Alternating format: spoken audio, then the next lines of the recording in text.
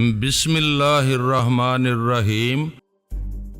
اس کے چہرے پر ہلکے سے خوف کے آثار نمودار ہو چکے تھے۔ اس کا مطلب یہ تھا کہ میری طرف سے دوسری مرتبہ ذرا معقول ڈوز مل جانے کے بعد کافی حد تک سدھر چکا تھا۔ شاید اسے یہ دھڑکا لگ گیا تھا کہ میری آمد خالی از ذلت نہیں ہے۔ وہ چیتے کی مصنوعی کھال کے سے لباس میں تھا، گہرا میک اپ کیے ہوئے تھا۔ میک اپ کا ہلکا ٹچ دے کر رگ پٹھے نمایاں کرنے کی کوشش کی گئی تھی۔ وہاں سے کچھ دور بلند درختوں میں ایک دوسرے فاصلے پر اونچی اور مضبوط شاخوں میں کچھ رسیاں بھی لٹکائی گئی، لیکن ان پر مٹیالہ کپڑا وغیرہ لپیٹ کر انہیں ان جڑوں کی شکل دینے کی کامیاب کوشش کی گئی تھی جو برگد کے پرانے درختوں کی رہتی ہیں۔ گو کے درخت برگد کے نہیں تھے۔ ایک بہت اونچی چھلانگ میں مدد دینے کے لیے ارشد موتی کے لیے ایک لمبی شاخوں میں مچان بھی لگائی گئی تھی۔ راہیل بٹ نے بتایا کہ ارشد موتی ان رسیوں کی مدد سے ادھر ادھر جھول کر اپنے بیشتر کرتب شوٹ کروا چکا تھا، تاہم ابھی اس کے چند شاٹس باقی تھے۔ ستارہ کا کام ختم ہو چکا تھا۔ بھائی میں تو یہاں ستارہ کا مہمان ہوں۔ میں نے ان لوگوں کی حیرانی کسی حد تک رفع کرنے کے لیے بتایا۔ اس نے اس علاقے کی اتنی تعریف کی کہ مجھے ضرور یہاں گھومنا پھرنا چاہیے، کچھ وقت گزارنا چاہیے۔ ہم جیسے زندگی کی مصروفیات کے مارے ہوئے لوگوں کو یہاں بڑا سکون مل سکتا ہے، وغیرہ وغیرہ۔ میں تو اس کی تعریفوں سے متاثر ہو کر چلا آیا۔ ویسے بھی ستارہ جیسی خاتون کسی کو دعوت دے تو انکار کر کے کفران نعمت کا مرتکب نہیں ہونا چاہیے۔ ہاں یہ آپ نے لاکھوں روپے کی بات کی۔ راہیل بٹ نے اس بات میں سر ہلایا۔ ویسے ستارہ نے آپ سے غلط تعریف نہیں کی۔ ہم لوگ جتنی مرتبہ یہاں آئے ہم نے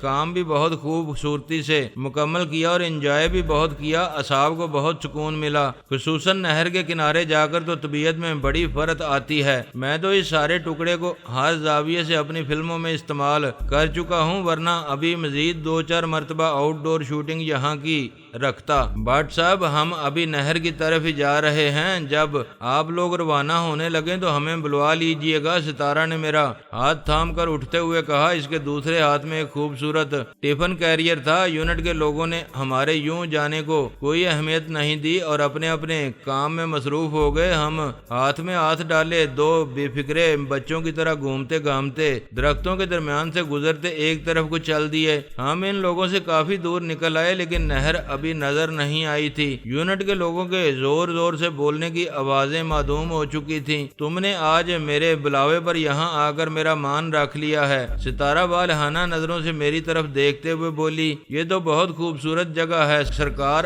آپ تو اگر صحرائے گوبی میں بھی بلائیں تو آپ کے اس خادم کو آنا پڑے گا۔ میں نے بازو اس کی گردن کے گرد حمائل کرتے ہوئے کہا۔ اس کا گداز ہاتھ میرے ہاتھ پر تھا اور یوں ایک دوسرے کے سہارے دھیرے دھیرے قدم بڑھانا بہت بھلا لگ رہا تھا۔ واقعی میرا دل چاہنے لگا کہ یہ سفر کچھ طویل ہو جائے، مگر ان خوبصورت اور پرسکون لمحوں میں اچانک قریب ہی کہیں کوئی آٹومیٹک گن گرج اٹھی۔ گولیاں سنسناتی ہوئی عین قریب سے گزری۔ ستارہ خود بخود ہی دہشت کے مارے گھٹنوں کے بل زمین پر گر پڑی۔ میں نے خود بھی رکوع کی صورت میں جاتے ہوئے اس کا ہاتھ پکڑ کر تیزی سے الٹے قدموں بھاگنے کی کوشش کی تاکہ درختوں کی اوٹ میں ہو سکیں۔ لائن آف ایکشن مجھے فوری طور پر اندازہ ہو گیا تھا، لیکن یکدم لگنے والے اعصابی جھٹکے نے ستارہ کو لمحاتی طور پر نکارا سا بنا دیا تھا۔ وہ فوری طور پر اپنی جگہ سے حرکت کرنے کے قابل نہیں رہی تھی۔ ایک تناور درخت نے ہمیں گولیوں کے برست سے محفوظ رکھا تھا۔ میں نے ستارہ کی آسان خطا دیکھ کر اسے ایک بازو اور دوسرے ہاتھ سے کوٹ کی جیب سے اپنا مشین پسٹل نکالتے ہوئے رکوع کی اسی حالت میں ہی دوڑ پڑا۔ فائرنگ کا رخ بدل کر کوئی ہمارے تعاقب میں تھا۔ ستارہ کے تحفظ کی فکر نے فوری مجھے اس قابل نہیں چھوڑا تھا کہ پوزیشن لے کر مقابلہ کرنے کی کوشش کرتا یا اندازہ کرتا کہ حملہ آور کہاں چھپا ہوا ہے۔ میں درختوں کے درمیان زگ زیگ کرتا دوڑتا چلا گیا۔ مجھے اپنے سامنے لٹکی ہوئی ایک رسی نظر آئی جس کا دوسرا سرا کہیں شاخوں میں گم تھا۔ میں نے اچھل کر اسے تھاما اور ایک پر ستارہ کو سنبھالتے پورے جسم کی قوت دوسرے بازو میں سمیٹنے کی کوشش کرتے ہوئے ایک لمبی زکند بری۔ یہ ایک مشقت کا کام تھا، فلم کا کوئی شاٹ نہیں تھا جسے کیمرہ ٹرک کی مدد سے کچھ کا کچھ بنا کر دکھایا جا سکتا۔ میں نے اپنے انداز سے بھی لمبی زکند بھر لی اور میری رسائی ختم ہونے پر جہاں میں نے چھلانگ لگائی وہاں عین سامنے کچھ فاصلے پر کیمرہ موجود تھا جو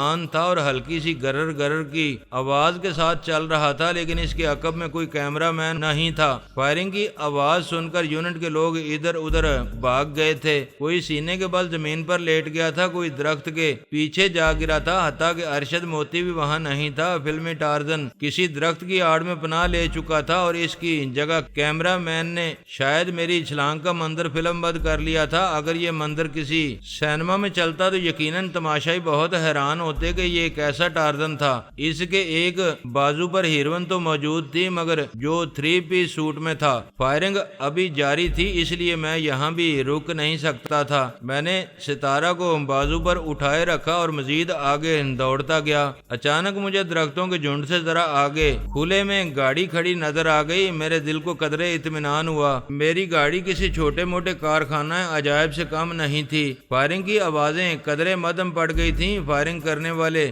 یقیناً کافی پیچھے رہ گئے تھے اور شاید میں ان کی نظروں سے اوجھل ہو گیا تھا، لیکن نہ جانے کیوں وہ وقفے وقفے سے فائرنگ کیے جا رہے تھے، شاید مجھے خوفزدہ کرنے اور بگائے رکھنے کے لیے۔ میں تیزی سے گھوم کر گاڑی کی دوسری طرف پہنچا۔ ستارہ کو میں نے بازو سے اتار دیا اور میرا اشارہ پا کر وہ گاڑی کی اوٹ میں پیٹ کے بل لیٹ گئی۔ اب وہ خوفزدہ نظر نہیں آ رہی تھی، بلکہ اس لمحے تو میں حیران ہوئے بغیر نہ رہ سکا جب وہ میری طرف دیکھتے ہوئے شریر سے انداز میں مسکرا دی، گویا یہ فائرنگ بھی اس کے لیے ایڈونچر کا ایک حصہ رہی ہو۔ بہت خوش ہو رہی ہو، میں نے سرگوشی میں کہا۔ قدرت نے بچا لیا ورنہ ابھی پرخچے اڑ گئے ہوتے۔ میں نے تو اب سوچ لیا ہے کہ تمہارے ساتھ رہنا ہے تو ایک نہ ایک روز پرخچے ہی اڑنے ہیں، اس لیے اب پریشان ہونے اور گھبرانے کا کوئی فائدہ نہیں، اس نے سرگوشی میں ہی جواب دیا۔ اچھا بکواس مت کرو اور یہ سنبھالو۔ میں نے گھٹنوں کے بل جھکتے ہوئے کوٹ کی اندرونی جیب سے مشین پسٹل نکال کر اس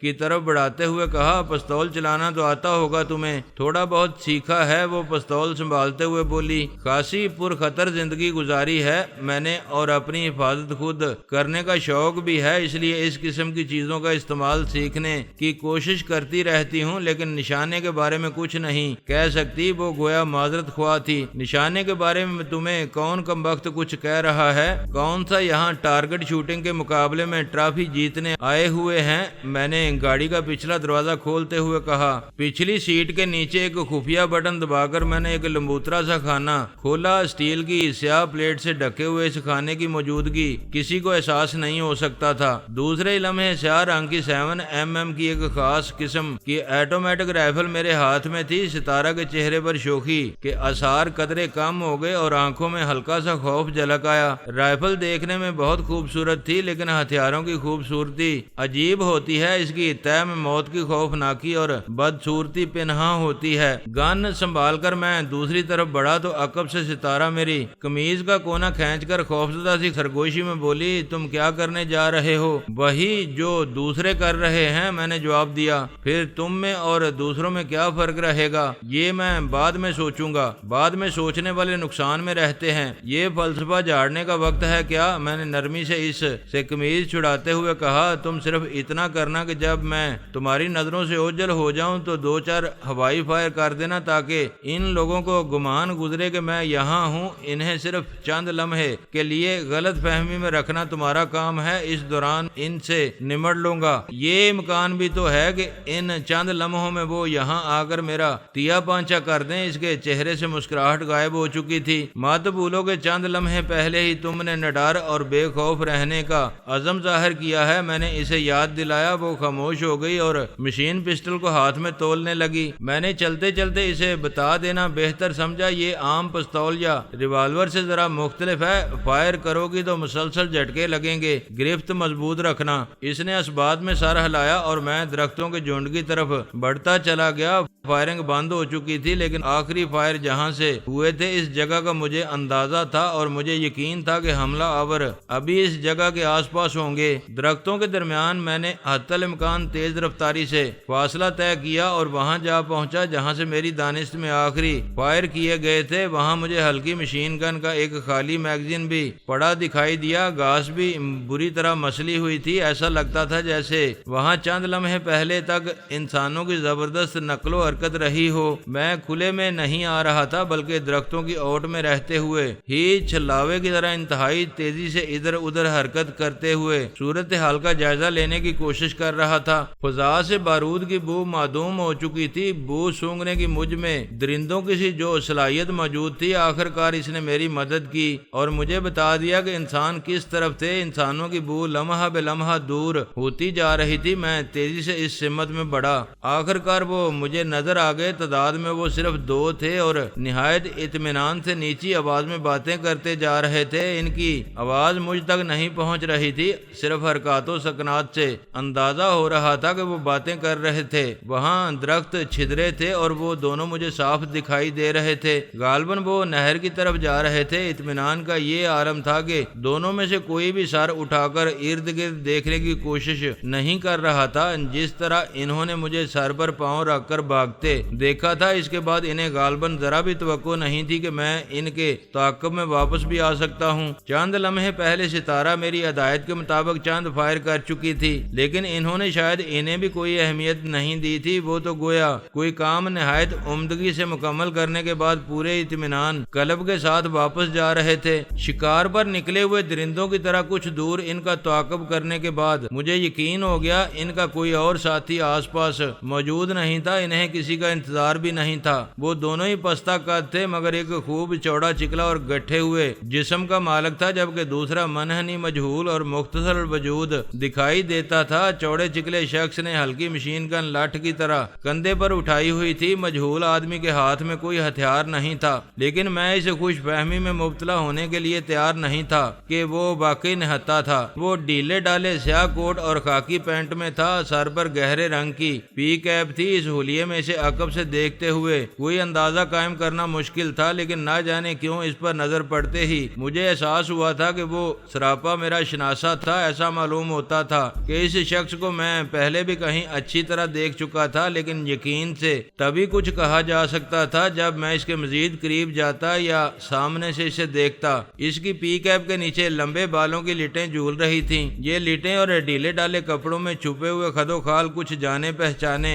سے لگ رہے تھے، لیکن یہ وہ شخص نہیں ہو سکتا تھا جس کا خیال میرے ذہن میں آ رہا تھا۔ وہ شخص اب اس دنیا میں نہیں تھا۔ میں اسے مرتے ہوئے اپنی آنکھوں سے دیکھ چکا تھا۔ ہم جنگل میں اس جگہ پہنچ چکے تھے۔ اگر دائیں طرف مڑتے تو نہر کے کنارے کھلے میں جا پہنچتے، اگر بائیں طرف مڑتے تو درختوں کا سلسلہ گھنا ہو جاتا۔ میری توقع کے مطابق وہ دائیں طرف ہی مڑے۔ میں ایک خاموش درندے کی طرح اس جگہ تک تعاقب کرتا رہا جہاں سے نہر نظر آنے لگتی تھی۔ یہاں سے 100-150 قدم کے فاصلے پر نہر کا ایک چھوٹا سا پل موجود تھا اور اس پل کے قریب دوسری طرف کھلی چھت کی ایک سرخ شیورلیٹ امپالا کھڑی ہوئی تھی۔ یہ گاڑی بھی میری دیکھی بالی تھی۔ میری حیرت بڑھنے لگی۔ یہ تو میں نے سوچا بھی نہیں تھا کہ وہ سرخ امپالا اور لیٹوں والا شخص مجھے زندگی میں دوبارہ بھی نظر آئیں گے۔ یہ معمہ میری سمجھ سے باہر تھا۔ بہرحال میں اتنا ضرور سمجھ چکا تھا کہ وہ واقعی واپس جا رہے تھے۔ نہر کے دوسری طرف سے کچے راستے سے ہائی وے تک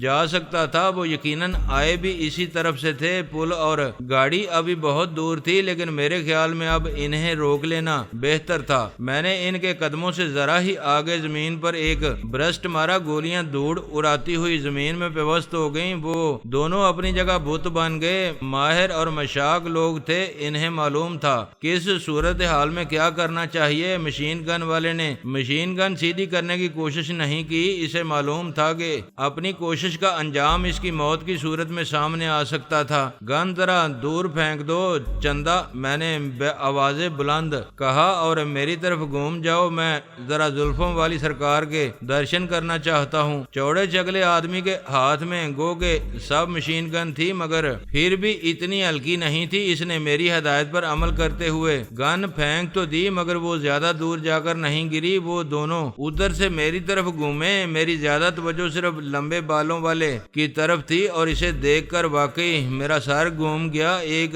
لمحے کے لیے مجھے اپنی آنکھوں پر اعتبار نہ آیا۔ میرا شبہ درست ہی تھا۔ وہ وہی بندر نما شخص تھا جسے چند دن پہلے ملتان روڈ کے ایک باغ میں ٹونی نے میرے سامنے گولی مار دی تھی۔ وہ سب کچھ غیر ارادی طور پر اضطراری انداز میں ہوا تھا۔ میرا تعاقب کر رہا تھا اور جب ہم نے اسے روکنے کی کوشش کی تو اس نے ریوالور نکال لیا۔ ٹونی نے اس پر اس مہارت سے فائر کیا کہ ریوالور اس کے ہاتھ سے نکل گیا۔ اسے کوئی گزند نہیں پہنچا، مگر دوسرے لمحے اس نے باغ کی دیوار پھلانگ کر فرار ہونے کی کوشش کی اور ٹونی نے اس پر دوسرا فائر کر دیا۔ ہم نے اسے باغ میں چت پڑے دیکھا تھا۔ اس کی قمیض سرخ ہو رہی تھی اور نبض ساکت تھی۔ مجھے اچھی طرح یاد تھا کہ میں نے اس کے دل کی دھڑکنیں بھی سننے کی کوشش کی تھی، لیکن مجھے دل ساکت ہی محسوس ہوا تھا۔ وہ سارا منظر میری آنکھوں میں گھوم رہا تھا، لیکن وہ بدبخت زندہ سلامت میری آنکھوں کے سامنے کھڑا تھا، بالکل اسی طرح جیسے برسوں سے اسے خراش تک بھی نہ آئی ہو۔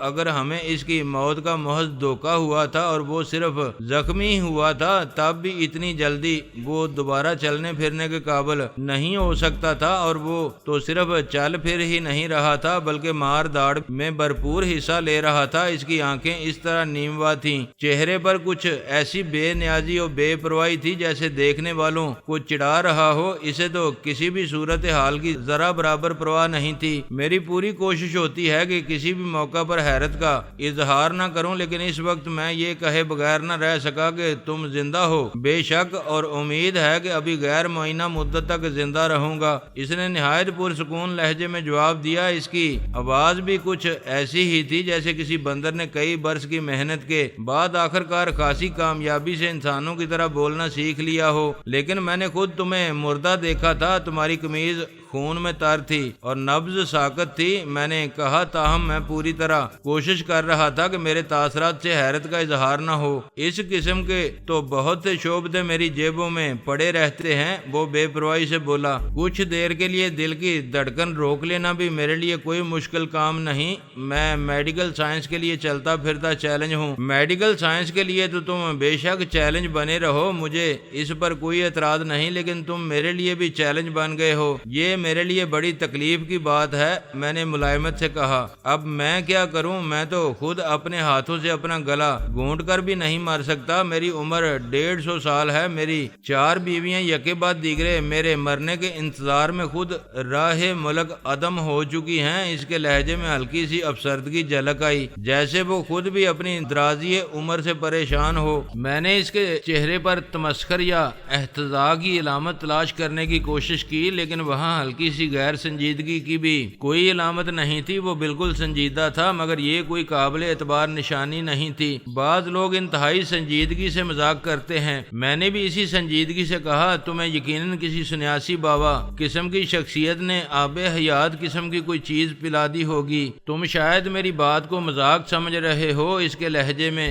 افسردگی ذرا گہری ہو گئی، مگر میں مذاق نہیں کر رہا، جو کچھ کہہ رہا ہوں اس کے لیے کوئی سی بھی قسم کھانے کے لیے تیار ہوں۔ مدتوں پہلے کی بات ہے، میں افریقہ کے جنگلوں میں بھٹک رہا تھا، راستہ بھول گیا تھا، بالکل ویسی ہی سچویشن تھی جیسی کہانیوں اور فلموں میں ہوتی ہے۔ میں اتنا بھوکا پیاسا تھا کہ اپنے سگے بھائی کا گوشت کھانے کے لیے تیار تھا، جنگلوں سے بھی کہیں دور نکل آیا تھا، لکو دک صحرا میں گھسٹ رہا تھا۔ وہاں مجھے ایک پودا نظر آیا، تا حد نظر پھیلے ہوئے صحرا میں وہ صرف ایک ہی پودا سر اٹھائے کھڑا تھا اور اس پر چھوٹے اناناس جیسا بس ایک ہی پھل لگا ہوا تھا۔ میں نے بغیر سوچے سمجھے اسے توڑا اور ہڑپ کر گیا۔ اسے کھاتے ہی میرے جسم میں گویا آگ لگ گئی اور میں بے ہوش ہو گیا۔ میں سمجھا کہ کوئی زہریلا پھل کھا گیا ہوں اور مر رہا ہوں۔ بے ہوش ہونے سے پہلے یہ احساس بھی بڑا فرحت انگیز تھا کہ اب ساری تکلیفوں سے نجات ملنے والی ہے، لیکن جب مجھے ہوش آیا تو میں بالکل تازہ دم اور بھلا چنگا تھا۔ میں پھر بھی نہیں سمجھ سکا کہ یہ اسی پھل کا کمال تھا۔ اس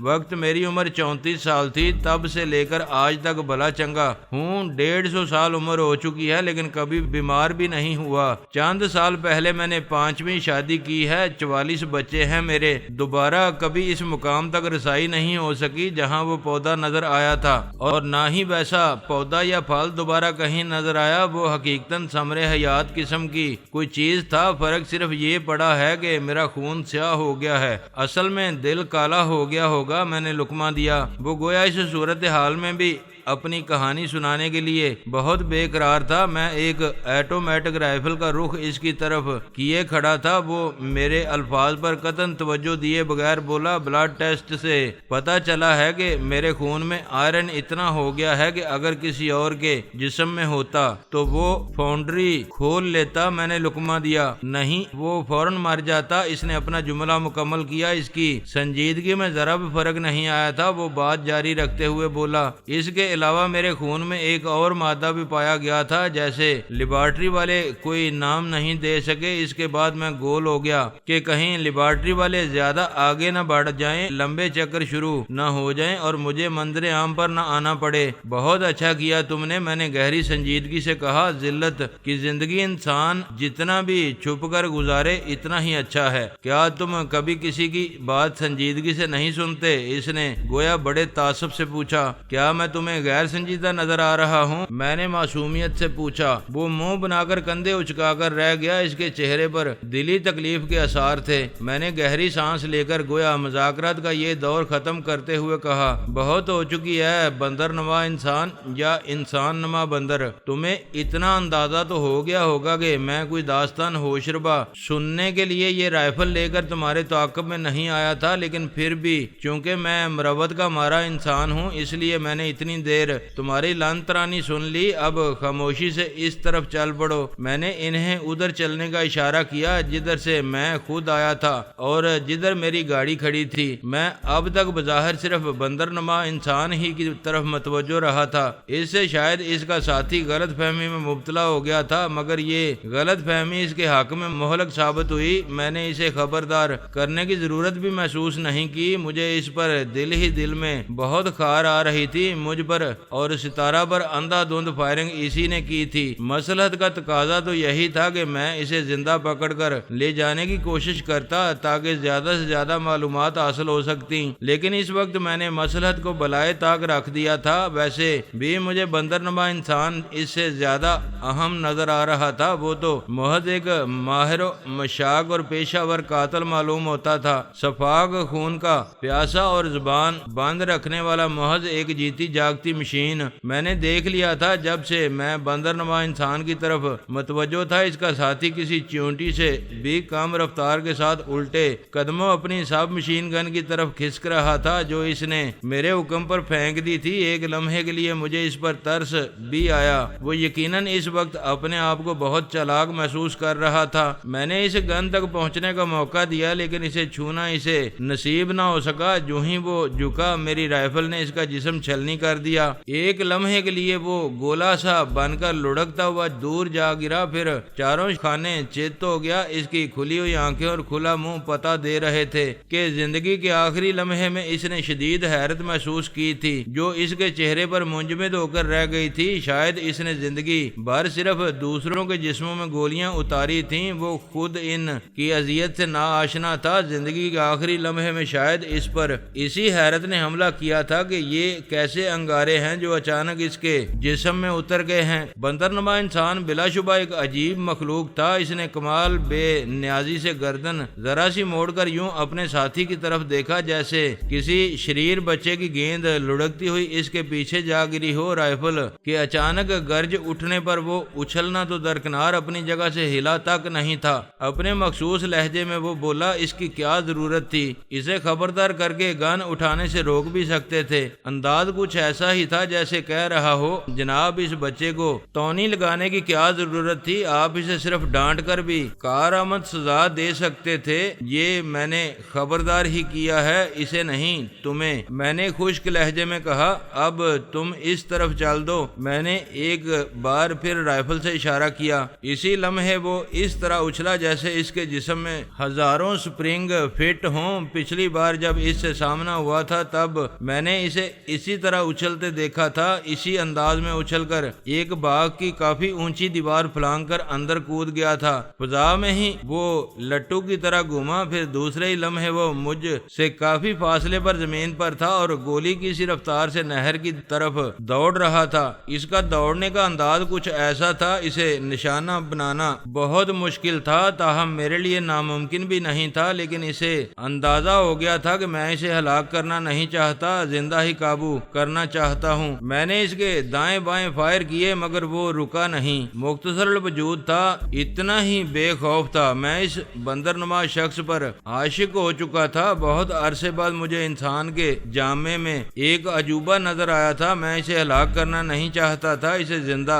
پکڑنے کے لیے اس کا تعاقب کرنا ضروری تھا، اور یہ بلا شبہ ایک بہت ہی مشکل کام تھا۔ اسے ہلاک کرنے سے بھی زیادہ مشکل کام۔ وہ حقیقتاً ایک چھلاوا تھا اور اسے خود بھی اس کا اچھی طرح اندازہ تھا، لیکن میں نے سوچا کہ اسے بتا ہی دیا جائے۔ ماں بدولت بھی چھلاووں کے جد امجد ہیں۔ میں نے گن پھینک دی، کیونکہ گن سمیت بھاگنے سے رفتار میں بڑا فرق پڑتا تھا۔ وہ بگولے کی طرح دوڑا جا رہا تھا، لیکن میں جلد ہی اسے جا لیا، اور یہ ایک کارنامے سے کم نہیں تھا، عجوبہ تھا۔ ممکن تھا 2-4 سیکنڈ بعد میں جھپٹ کر اس چھلاوے کو پکڑ لیتا، لیکن اسی لمحے میری آنکھوں نے ایک اور حیرت انگیز نظارہ دیکھا۔ وہ بندرنما انسان ایک ہی زکند میں نہر کو پھلانگ گیا۔ لانگ جمپ کا کوئی چیمپئن بھی ایک زکند میں اس نہر کو نہیں پھلانگ سکتا تھا۔ میں اگر ایک ثانیے کے لیے بھی جھجک جاتا یا سوچ میں پڑ جاتا تو شاید میرے لیے بھی نہر کو پھلانگنا ممکن نہ رہتا۔ میں بھی ایک عجوبہ روزگار شخص کو سرپرائز دینے پر تلا ہوا تھا۔ اسی رفتار